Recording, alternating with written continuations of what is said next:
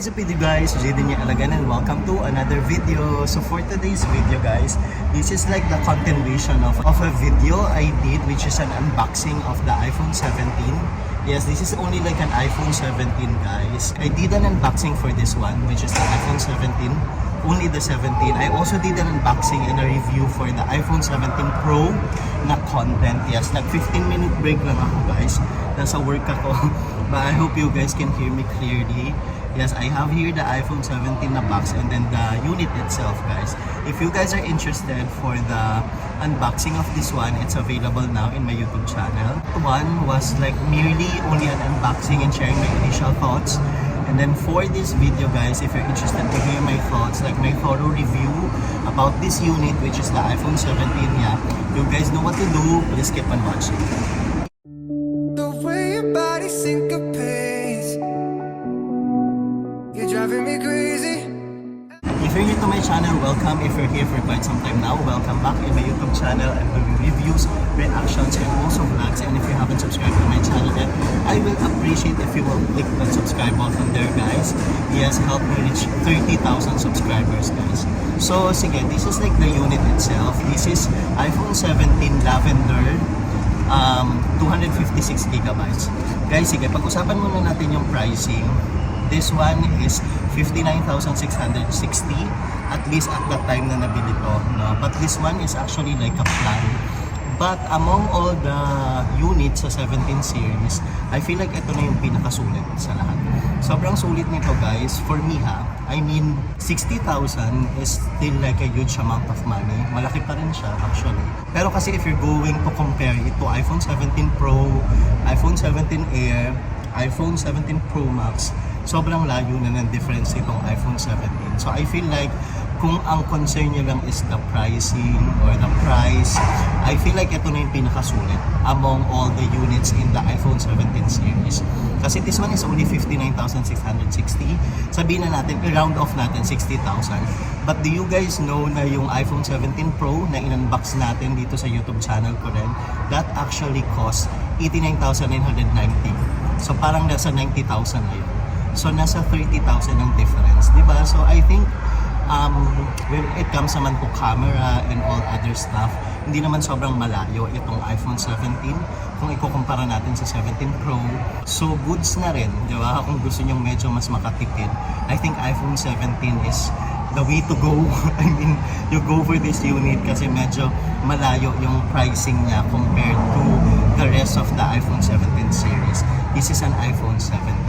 Ngayon, ang sinasuggest ko sa inyo guys, kasi kahit ako natataasan ako sa iPhone 17 series, but then again, I understand that it's also an investment. Everyday mong ginagamit yung phone mo, not only for communication, also for documentation, di ba, with the photos, with the video. So I understand na maganda rin na i-invest tayo sa magandang telepono talaga. Kasi parang basically lahat pwede mo nang magawa dito.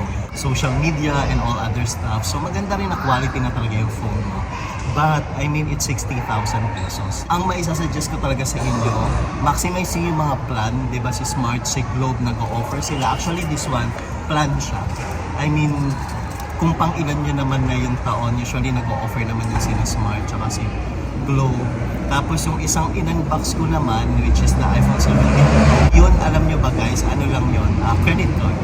So, actually yung karamihan ng mga gadgets ko from MacBook or from Apple, like halimbawa yung MacBook ko, yung iPhone ko, yung Apple Watch ko, even yung mga AirPods ko and all other stuff. Yun actually mga credit card. Hindi mo namamalayan, mabilis lang naman yung 1 year. Yeah, that's for the pricing. I think sobrang okay na siya. Napapanindigan nyo ba? Pero ang ganda niya actually.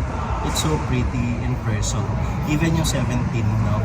So, proceed tayo sa colors naman niya. Maraming option to. Papakita ko na lang sa inyo.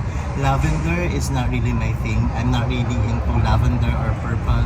Pero ang pinaka-favorite ko na color option sa iPhone 17 is the color green, guys. Yung green niya, medyo light lang yung pagka-green niya. But for some reason, pwede siyang pang babae, pwedeng pang lalaki. But this one kasi, yung lavender, feeling ko leaning siya towards pang babae. Parang mahirap na itong gamitin ng lalaki, gano'n. Para sa akin lang ha. But with the color green, feeling ko, nakita ko na kasi siya, I know someone, relatives ko rin, iPhone 17 niya, color green, sobrang sarap niya sa mata. sobrang ganda rin niya tingnan. So ako personally, mas prefer ko talaga yung color green na option for the iPhone 17. But if you guys would want to go for neutral colors, you go for the blue and yung silver nila na parang white na rin, di ba?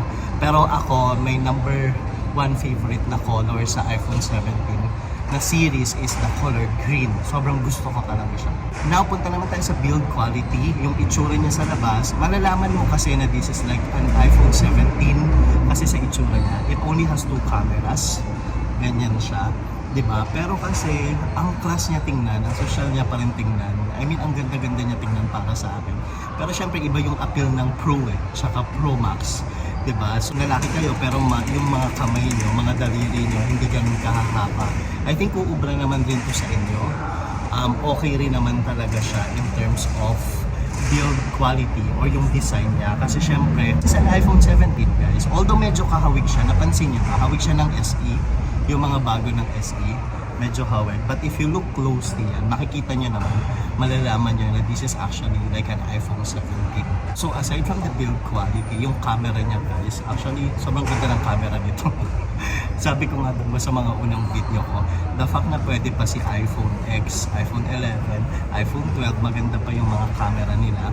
How much more this iPhone 17? No need naman na to discuss kasi strength talaga ng iPhone or Apple yung mga camera nila, di ba, pag video nila. So, sobrang ganda din ang camera nito. Nakalkal ko na rin kasi yung mga 17 series, nagamit ko na rin sila at some point. So, I can really say na it's one of the best, gadgets we have in town or in the country or in the entire world. I think sobrang ganda ng iPhone 17 series. But personally, I would still prefer the Pro Max kasi iba pa rin talaga in terms of specs and in terms of other aspects niya, no? Build design, camera, colors, and all other stuff. Mas maganda pa rin talaga para sa akin yung 17 Pro. But yung 17, I can recommend this sa mga babae. Kasi parang sobrang pang babae siya for some weird reason. Even yung colors niya, too light for me. I don't know why. But I feel like it's leaning more towards pang babae talaga yung mga gamit niya. And even yung mga features niya. So basically, that's all for this video guys. I hope you guys enjoy that kasi na-enjoy ko ulit gumawa ng maraming content. Yes, balik tayo sa YouTube. Sayang yung 20,000 plus subscribers natin dito. But yeah, that's all for this video guys. Thank you so much for watching and I hope I'll see you again on the next one. Bye for now guys. Bye-bye. Bye-bye.